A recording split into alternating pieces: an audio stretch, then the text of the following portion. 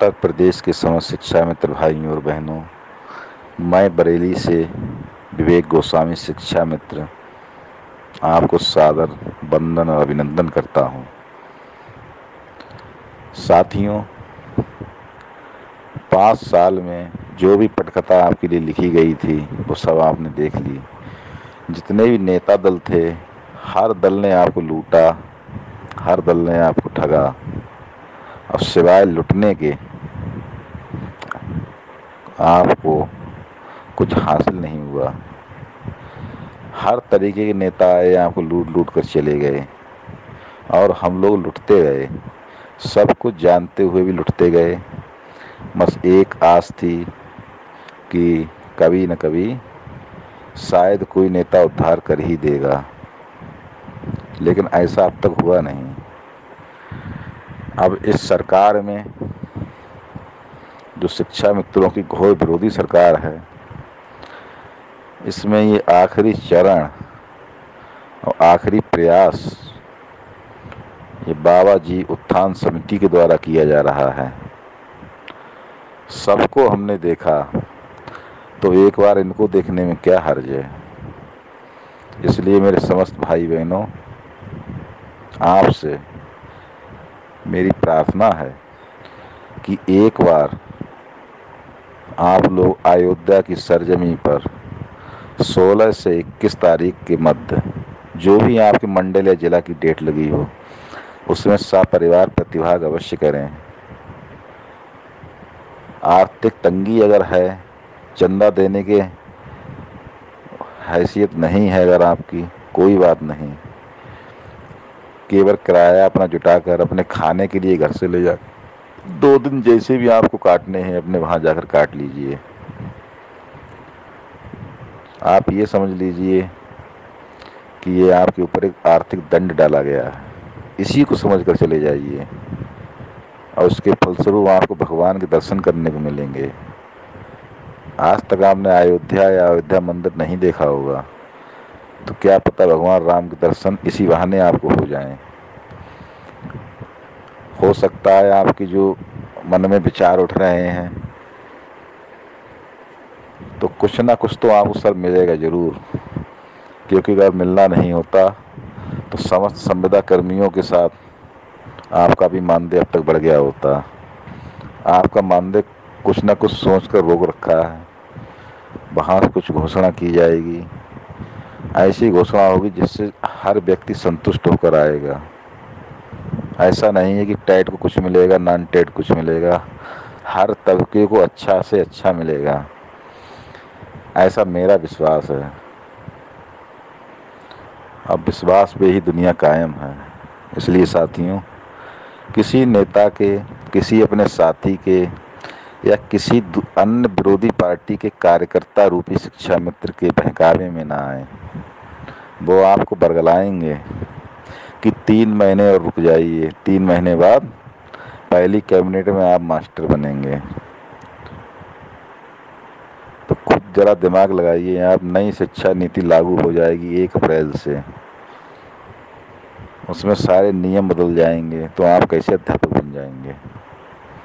हाँ, आपका सहूलियत के लिए आपका मानदेय जरूर कोई भी सरकार कितना भी कर सकती है, लेकिन ये 3 महीने जो हैं, इसमें अभी नई शिक्षा नीति लागू नहीं हुई है। अभी विशेष राज्य को दर्जा छूट है, वो चाहे कुछ भी कर सकती है। चाहे तो आपको नियमित कर सकती है या आपको बाहर कर सकती है। इसलिए किसी के बहकावे में ना आए। नेता नहीं चाहते हैं आप परमानेंट मास्टर बने या आपका काम परमानेंट हो जाए, किसी तरीके से आप इनके चंगुल से निकल जाएं। ये आपको अपने चंगुल में फांसे रहना चाहते हैं। शाही जी ने जो 2-4 दिन पूर्व ऑडियो डाला है, वो ऑडियो सुनकर मुझे बहुत हंसी आई। मैंने सोचा, मैंने इस बार लगता है तीर निशाने पर लग गया है, इसलिए शाही जी बौखला गए, क्योंकि शाही जी चाहते थे कि इनका मानदेय 11,000 रुपये हो जाए, जिससे बहुत बड़ी आर्थिक बोझ इनका कम हो जाएगा। क्या बेवकूफ़ी है। आज की महंगाई के दौर में शिक्षा मित्र का दिन का खर्चा 1,000 रुपये है। अब वो 1,000 रुपये 30 दिन में बढ़वा कर कह रहे हैं आर्थिक बोझ कम हो गया। 30 रुपये पर डे बढ़वा कर। विचारणीय प्रश्न है। जब सरकार ने अभी विगत माह आपकी घोषणा मानदेय बढ़ाने की उसके हिसाब से आपके 982 रुपये बढ़ रहे थे। इतने शाही जी खुश हो गए, इतने खुश हो गए कि उन्होंने धन्यवाद ज्ञापित कर दिया कि माननीय मुख्यमंत्री जी आपको धन्यवाद, आपने हमारी आर्थिक स्थिति सुदृढ़ कर दी। अरे बेवकूफ़ी की हद है। 900 रुपये में कौन सी आर्थिक स्थिति शुद्ध हो जाएगी। ये तो मनरेगा कर्मचारी भी आजकल 400 रुपये लेकर काम कर रहे हैं, उनके भी 12,000 रुपये हैं। आप तो शिक्षक हैं, शिक्षक की श्रेणी में हैं। 5 साल में आप कुछ नहीं करा पाए, केवल शिक्षा मित्रों को चूतिया बनाने के सिवा। आपसे तो बढ़िया वो गाजी जी हैं, जिनके बस में नहीं था तो उन्होंने मैदान छोड़ दिया। शांत होकर किसी शिक्षा मित्र को बेवकूफ़ तो नहीं बनाया। हाँ, ये बात सही है कि आपने भी लूटा, उन्होंने भी लूटा, लूटा सबने हम लोगों को। सबकी तिजोरियाँ फुल हो चुकी हैं। नए नए आपके अनुसार नए नए नेता पैदा हुए। अब जितना आपने लूटा उतना उन्होंने लूटा। आपने भी फर्जी चेक बना बना के 25-25 लाख रुपए एक एक हफ्ते में पैदा किए हैं। फर्जी अकाउंट ट्रांसफ़र दिखा दिखा के 50 लाख रुपए कि हर इस साल वे को ट्रांसफ़र कर दिए। सारे शिक्षा मित्र समाज जगत उत्तर प्रदेश के सभी 1,72,000 शिक्षा मित्रों ने देखा कि आपने नए नए प्रोपगंडा रच के किस तरीके से शिक्षा मित्रों को लूटा गाजी जी ने भी। लेकिन वो समझ गए कि अब मैं कुछ करा नहीं पाऊंगा इस सरकार में, तो वो एक शांत होकर चिर निद्रा में विलीन हो गए हैं।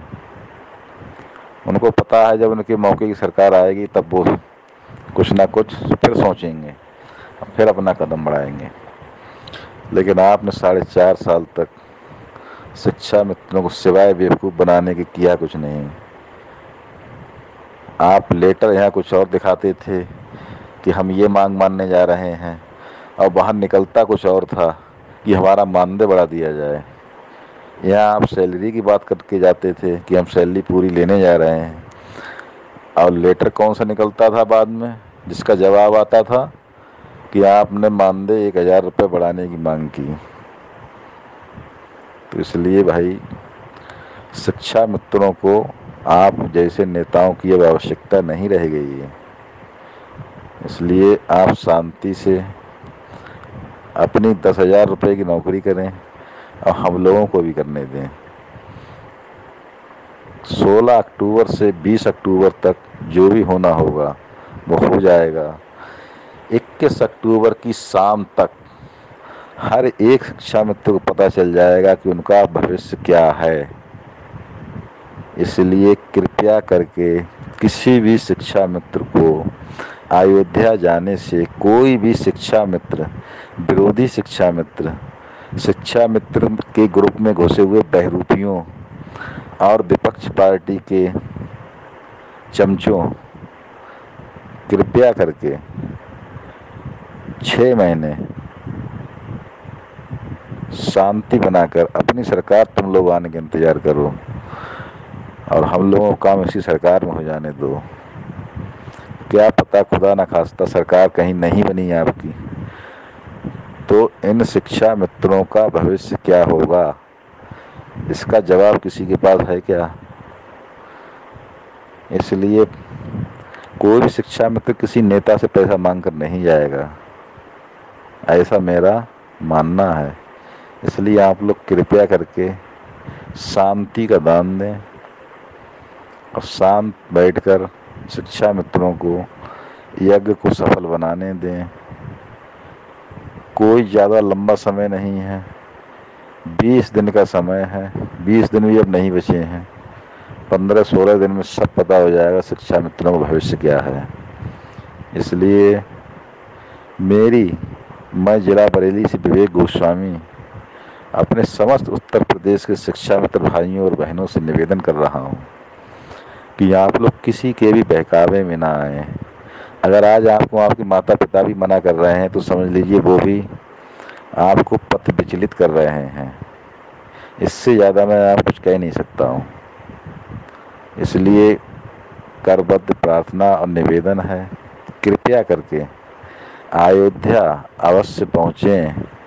पैसे ना हो अपने दोस्तों से उधार ले लें, ज़्यादा बजट नहीं है तो ट्रेन से चले जाएं, अपना खाना घर से बांध ले जाएं, लेकिन जाएं अवश्य। ये मैं अपने भले के लिए नहीं, सबके भले के लिए कह रहा हूँ। इसलिए कोई मन में शंका कुछ भी हो, आप ये मान लो कि हमारा काम 1% होगा, 99% नहीं होगा, 1% के लिए ही आप जाएं, लेकिन जाएं ज़रूर। इस बार अगर नहीं पहुँचे तो इससे आगे मैं कुछ कहूँगा नहीं, क्या पता कही बात क्या हो जाए। जय शिक्षा मित्र, जय शिक्षा मित्र संगठन एकता, जय श्री राम।